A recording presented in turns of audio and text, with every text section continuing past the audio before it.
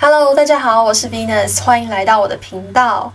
不知道大家是不是常常在日常生活中做了许多的计划，但是呢，却难以把这些计划付诸实行呢？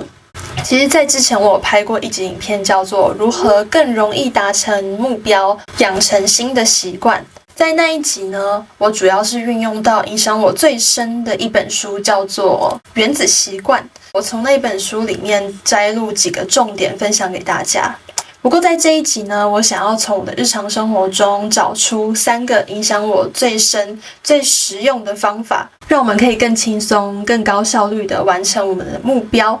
提高我们目标的达成率。在影片开始之前呢，希望大家可以在底下按个赞。那我们就开始吧。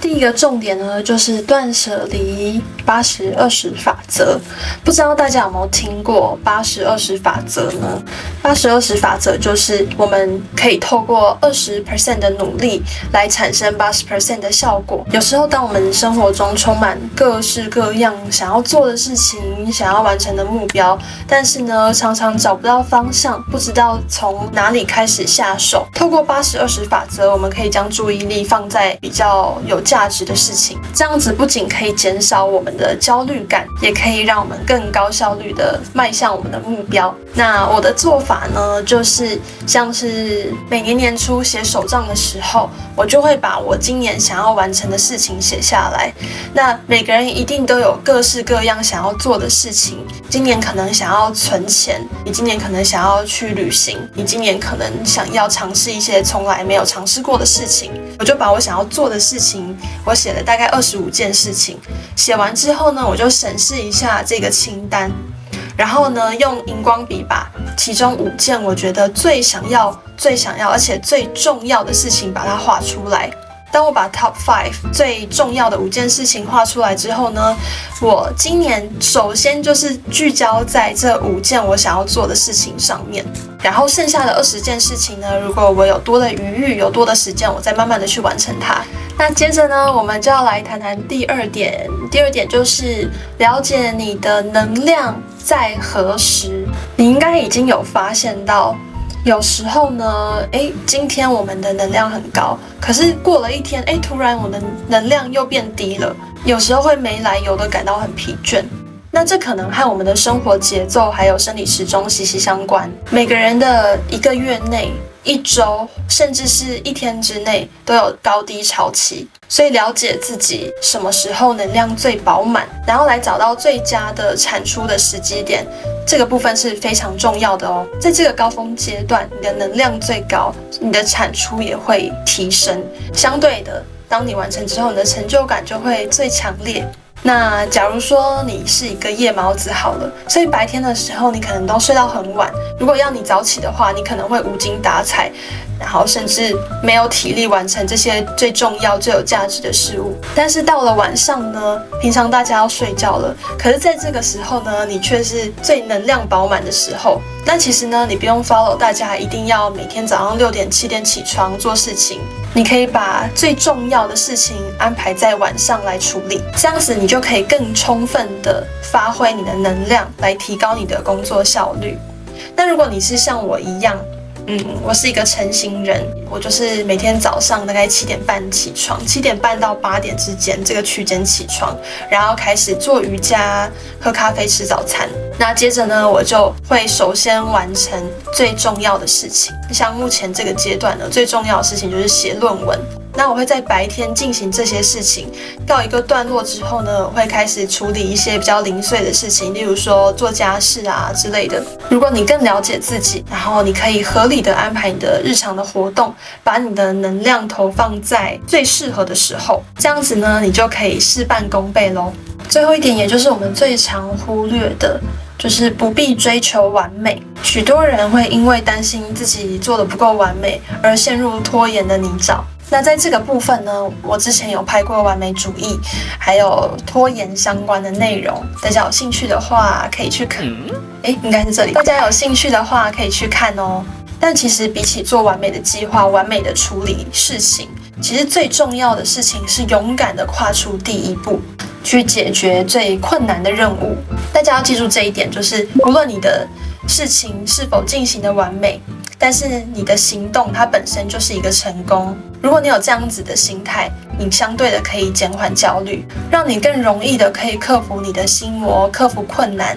来提升你的效率。那跟大家分享我这半年来写论文的心路历程。其实我现在论文还在进行当中，甚至我现在时间非常紧凑，还没有生出我这学期应该要完成的论文进度，现在还是在垂死挣扎的阶段。但是我还是想要跟大家分享一下我在半年前开始动笔的时候呢，我那时候就非常天真，想说我一周大概写个5页到10页这样子，那这样我大概1个月内我就可以写完前2章了。好，那大家听到这边应该觉得不可能的事情。我在第1天、第2天的时候，我就发现了这件事情不可能完成，因为当我每次看到我的手账本写这周要完成5到10页，我就开始觉得全身瑟瑟发抖。开始动笔的时候才发现，自己根本不知道要写什么。那时候大概花了好几个小时，我大概才挤出一小段而已。后来才知道自己为自己设下了非常高的标准。那在这半年写论文的心路历程呢，我学到了一件很重要的事情，就是 eat the frog， 先吃掉那只青蛙。那刚刚有提到说，我知道我自己的能量是在白天的时候嘛，那我就会把写论文这样子的计划呢，放在每天第一件要做的事情。我不会逼自己说我今天一定要完成1页2页这样子，我会说好，那我先设定番茄钟。我今天呢至少要进行1颗番茄，那我的1颗番茄大概是25分钟，所以呢我的头都洗下去了。有时候超过1个番茄，我就会想要再继续做下去。那大家也可以联想到，可能你有听过别人说5分钟法则。